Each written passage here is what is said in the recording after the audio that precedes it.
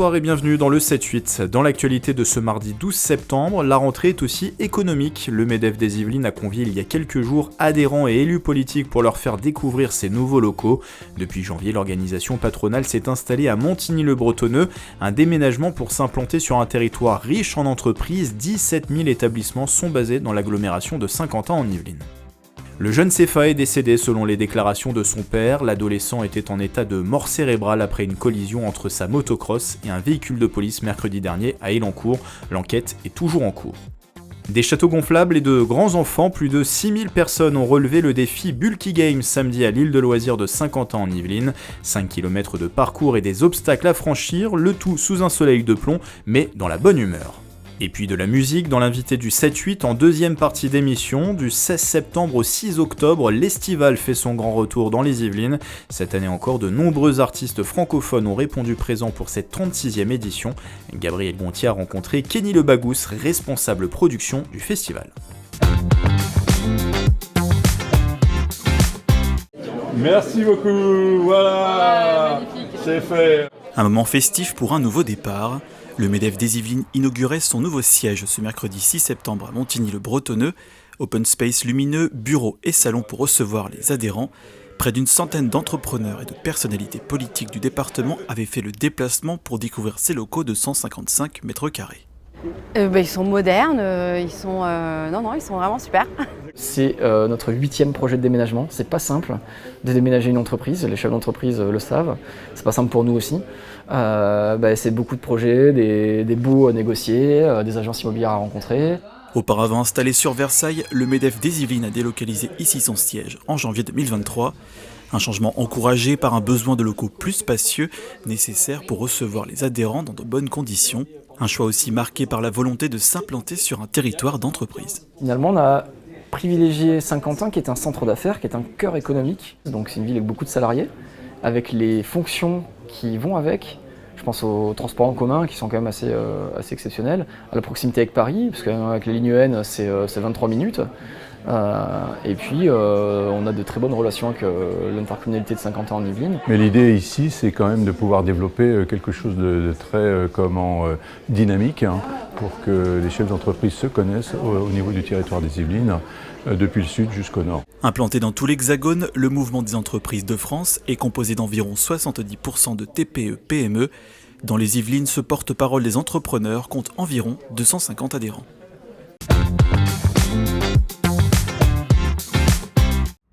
Des collèges moins énergivores, le département investit plus de 550 millions d'euros pour reconstruire, améliorer les performances des bâtiments ou mener des travaux d'entretien dans les établissements. Et pour faire face au changement climatique, la collectivité végétalise et réaménage les cours de récréation. 3 opérations ont déjà été réalisées durant l'été. Et l'année prochaine, 11 nouveaux collèges seront concernés. Donc à la fois, on travaille la végétalisation, l'imperméabilisation des sols, du mobilier, des endroits dans lesquels il y a des endroits calmes, des endroits de jeu, pour que les pauses soient des pauses où vraiment les collégiens passent un bon moment dans un environnement pas trop chaud. Le département veut également des repas plus locaux pour ces jeunes. L'objectif est d'atteindre une part de 26% de produits yvelinois dans l'assiette des collégiens d'ici à la fin de l'année. Sur la politique éducative, les Yvelines vont poursuivre le déploiement d'Easy, ce cartable numérique composé d'une tablette avec clavier et d'applications. Après 21 établissements l'an passé, les élèves de 6e et 4e et enseignants de 37 collèges vont être équipés cette année. C'est un vrai plus, ça permet vraiment de réduire la fracture numérique. Vous savez qu'on s'est rendu compte pendant le Covid qu'il y avait quand même beaucoup de collégiens qui n'avaient pas accès à un ordinateur ou un écran autre qu'un smartphone. Et donc ça, c'est vraiment extrêmement important. Au-delà des usages pédagogiques qu'on peut avoir une tablette, c'est aussi de faire de la vraie solidarité. Et ça, c'est aussi l'ADN du département. Parmi les autres nouveautés, le département intensifie la présence des chargés de prévention dans les collèges. 38 établissements dans les Yvelines ont aujourd'hui le leur. Ils peuvent intervenir auprès des jeunes, notamment sur la question du harcèlement scolaire. Et à l'approche des JO de Paris 2024, les sports olympiques seront à l'honneur au travers d'ateliers et d'événements qui se dérouleront tout au long de l'année.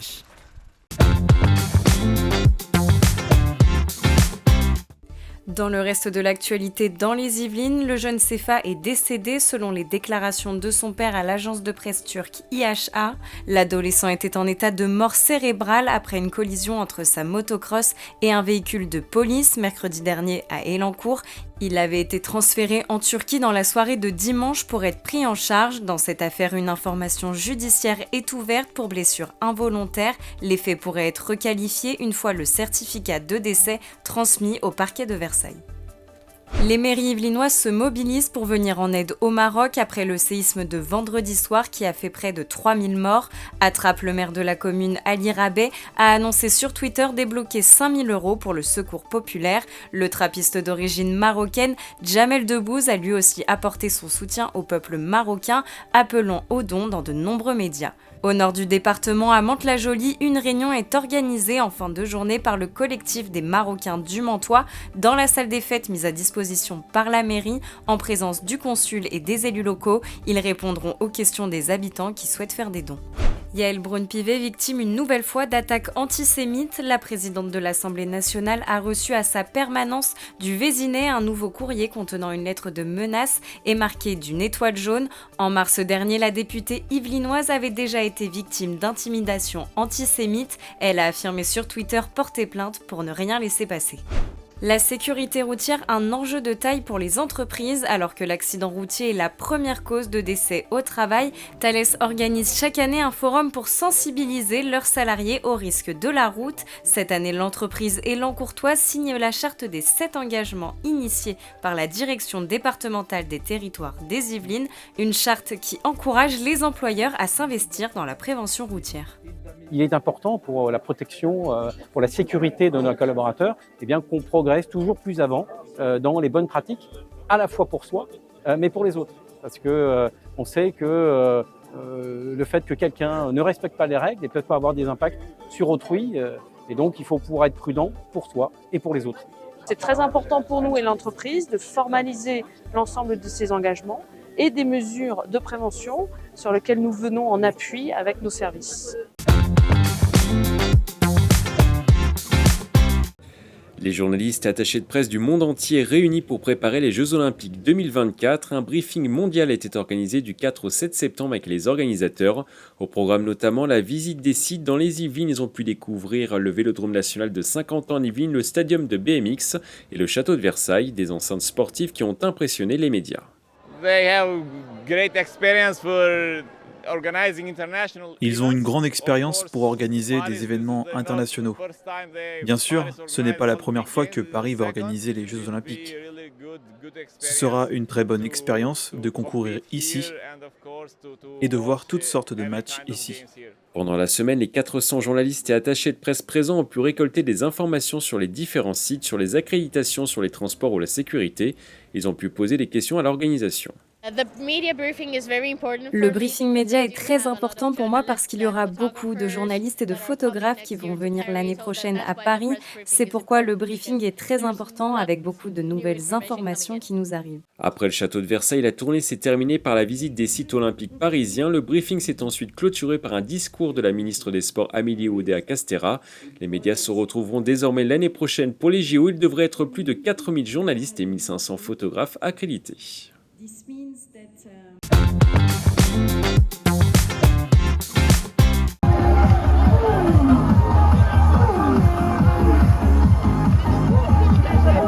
J'ai vu un saut de très haut là et on tombe dans une piscine. Voilà, j'ai bien fait ça. Les jeux d'eau, vu la chaleur, oui. Vu la chaleur, oui. De l'eau. Les jeux dans l'eau parce qu'il fait chaud.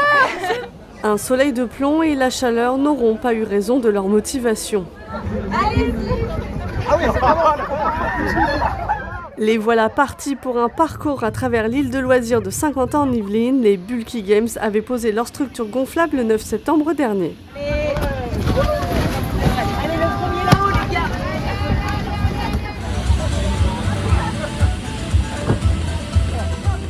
Échelles, cordes, glissades, passé l'aspect récréatif, les difficultés techniques se sont enchaînées.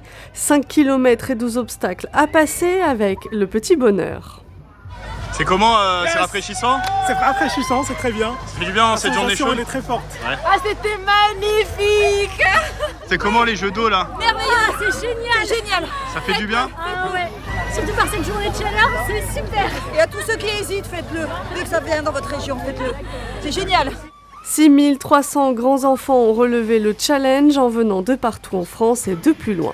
C'était un devoir pour nous, on voulait s'amuser. On est une asso du personnel d'un établissement public et on a envie de créer de la cohésion. Entre collègues du CIG Versailles et ex-collègues. Un ex-collègue m'a invité à cette manifestation. Pas de vainqueur, juste du fun. Les structures ont été dégonflées, direction la ville de Rouen.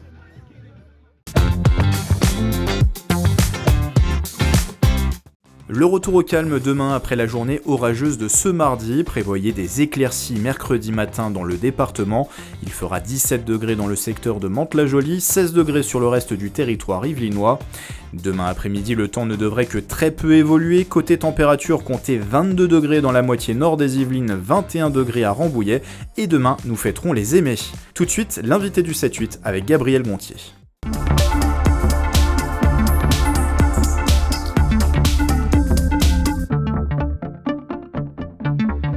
Le 16 septembre, la 36e édition de l'Estival est de retour à Poissy. Cette année, le festival musical revient avec de nombreux artistes. Kenny Lebagous, bonjour, vous êtes le responsable production de l'Estival. Merci d'avoir accepté notre invitation. Alors j'imagine que vous attendez le lancement de cette 36e édition avec impatience. L'heure, elle est encore aux préparatifs aujourd'hui ? L'heure, elle est aux préparatifs puisque le festival commence dans quelques jours avec le premier concert qui aura lieu dans cette salle, au Théâtre de Poissy. À l'occasion des Journées européennes du patrimoine, on est dans la dernière ligne droite. Et justement, qu'est-ce que vous avez prévu pour ce premier week-end avec les Journées du patrimoine ? En fait, on va proposer un spectacle très original par sa forme et son contenu, qui est le B.A.B.A. de la chanson. C'est un spectacle mené par Jules, un artiste du 95, donc pas très loin d'ici, qui a invité plein d'autres gens, Mélis Mel, Wally, et ils vont revisiter en fait la chanson française sous forme d'un genre d'abécédaire. Ils vont s'attaquer aux lettres C, D, E, F, donc ça va être de Cabrel à Céline Dion, en passant par Calogero, à leur façon. C'est très drôle, c'est un peu déjanté, et ça colle bien avec cette idée de patrimoine et de la chanson et des Journées européennes du patrimoine. Et justement, la chanson, elle est au cœur de l'Estival. Depuis 1988, l'Estival s'est imposé dans les Yvelines comme un festival de référence. En quoi ce festival il est important aujourd'hui encore dans les Yvelines ? Ce festival est important parce qu'il a une ligne éditoriale assez singulière en Île-de-France, qui est la défense de la chanson francophone, et pas forcément française, mais francophone sous toutes ses formes. Et on accueille des artistes aux origines venus d'Afrique, du Canada, de Suisse, Belgique. La chanson française, c'est pas que la France, c'est aussi la francophonie dans toute sa diversité de style musical aussi. On a des fois tendance à penser que la chanson c'est un piano-voix, une guitare-voix, et pas forcément. Ça peut prendre plein de formes. On accueille cette année Suzanne avec c'est de la chanson électro, ou Zoao de Sagassan. C'est des nouvelles formes de chansons à texte, avec des textes très beaux, très forts, mais l'enrobage musical autour est moderne. Et c'est aussi ça la chanson actuelle. Et justement, alors vous avez commencé à nous parler de certains des artistes. La grande force de l'Estival, c'est également d'avoir des grandes voix, mais aussi des artistes émergents. Est-ce que vous pouvez nous donner quelques noms de ces artistes qu'on connaît déjà et qu'on va découvrir ? Oui, l'idée de l'Estival a toujours été de programmer des premières parties, ce qui permet au public de découvrir de jeunes talents ou de nouveaux talents. Alors en effet, cette année, on va avoir la chance d'accueillir Camille Lelouch ici même, Chimène Badi, mais aussi Zao de Sagassan au sax à HR, qui est quand même l'étoile montante de la chanson depuis quelques mois. On a une très belle soirée avec Suzanne au Forum Armand Peugeot à Poissy autour de la chanson électro. On a aussi un spectacle qui nous tient vraiment à cœur, qui sont les vitrines découvertes. C'est un plateau de 6 artistes qui vont proposer et montrer leur univers, leur talent à un panel de directeurs de festivals, de directeurs de salles. C'est aussi un des engagements de l'Estival sur la chanson. Et justement, Kenny, je vous propose qu'on écoute quelques extraits de ces artistes qu'on découvrira à l'Estival. Je prends chaque jour comme un cadeau. J'ai ouvert tous mes chakras. Les signes, je les reçois. Je suis là pour la vida. Il fait toujours beau au-dessus des nuages. Mais moi, si j'étais un oiseau, j'irais danser sous l'orage. Cette année, c'est une saison particulière. C'est la première saison sans Mark Pfeiffer qui est à l'origine de l'Estival. Pourquoi c'était important de continuer et de lui rendre hommage également ? En effet, Marc est disparu en tout début d'année. Il a créé ce festival il y a 36 ans avec une bande d'amis. On est tous persuadés que c'est ce qu'il aurait voulu, que l'Estival continue malgré son absence, tout en gardant les fondamentaux qu'il a toujours voulu défendre, la défense des artistes, du spectacle. Et donc c'était important de continuer ce qu'il a amorcé il y a presque 40 ans. Et surtout le concert d'ouverture, donc avec le b.a-ba de la chanson, c'est un concert mené par Jules, qui est un artiste que Marc aimait beaucoup, connaissait bien, ça fait des années qu'on le soutient et qu'on suit son travail. Il a été, comme nous tous, très affecté par sa disparition, donc c'est aussi une manière de rejoindre les ponts. Vous nous parlez des grandes valeurs de ce festival. Parmi les grandes valeurs, il y a la valeur associative cette année. Est-ce que vous pouvez nous parler un petit peu de la grande cause que vous allez soutenir ? Donc cette année, on soutient le GEM des Lumières, qui est une association d'accueil de jeunes adultes. Ça leur permet de trouver un lien social, de retrouver surtout un lien social, un lien affectif pour certains, mais aussi des valeurs de sortie, d'entraide pour des gens qui sont renfermés, qui se sont renfermés dans la dépression ou dans d'autres problèmes de ce type-là. Comme tous les ans, tous les bénéfices du bar, des produits de vente dérivée iront intégralement à cette association. Alors Kenny Lebagous, nous sommes au Théâtre de Poissy qui va accueillir de nombreux artistes. Quelles sont les autres villes dans lesquelles vont s'implanter l'Estival cette année ? Donc cette année, nous aurons des spectacles dans 5 villes des Yvelines, Houille, Montesson, Le Pec, évidemment Poissy et Achères. Par exemple, à Achères, on va proposer donc les vitrines découvertes Zao de Sagassan, mais aussi à l'occasion de la fête du céleri, un spectacle, puisque c'est même pas un concert, c'est un vrai spectacle de rue gratuit, ouvert à tous à l'occasion de la fête du céleri avec les frères Jacquard. C'est un spectacle musical, humoristique, c'est très drôle, c'est pour toute la famille, le 30 septembre. Et justement, c'est une nouveauté de l'Estival de s'implanter un petit peu plus dans les événements locaux. Pourquoi vous avez décidé de changer un petit peu la forme, d'évoluer aussi ? Oui, c'est aussi une façon de trouver du lien avec les différentes communes, les différents publics. On s'est inséré, comme vous dites, à la fête du céleri à Achères, mais aussi à la fête de l'air à Montesson, qui sont des événements attendus par les populations. Et nous, on vient apporter notre expertise sur la musique ou sur la programmation d'artistes. Ça nous permet, et ça permet aussi à ces événements de grandir un peu, mais aussi de faire découvrir de la musique gratuitement, puisque tous ces événements sont gratuits, d'autres manières que d'être dans un théâtre ou dans une salle de spectacle. L'autre force de l'Estival, c'est de proposer des artistes très différents. Il y en aura pour tous les goûts cette année ? J'espère. On a essayé de faire une programmation la plus éclectique possible. Ça va de la grande chanson française avec Chimène Badi qui chante Piaf, Louis Chédid, Yvan Cassar, qui sont des artistes qu'on ne présente plus depuis bien longtemps, mais aussi la jeune génération avec Suzanne, Zao de Sagassan ou bien Camille Lelouch, mais aussi du slam au Théâtre Blanche de Castille, une soirée folk au Club Peggy menée par Étienne Fletcher, ou à Houille, une soirée plus chanson rock avec Cancre, Sueur, puis aussi des artistes de la nouvelle génération. Pour ceux qui n'ont pas encore pris leur place, pourquoi il faut venir à l'Estival cette année ? Pour passer un bon moment et écouter de la belle musique. Eh bien, ce sera le mot de la fin. Merci Kenny Lebagous d'avoir répondu à nos questions. Alors, l'Estival, c'est du 16 septembre au 7 octobre. On vous souhaite un bon festival et on vous souhaite une très belle soirée sur TV78.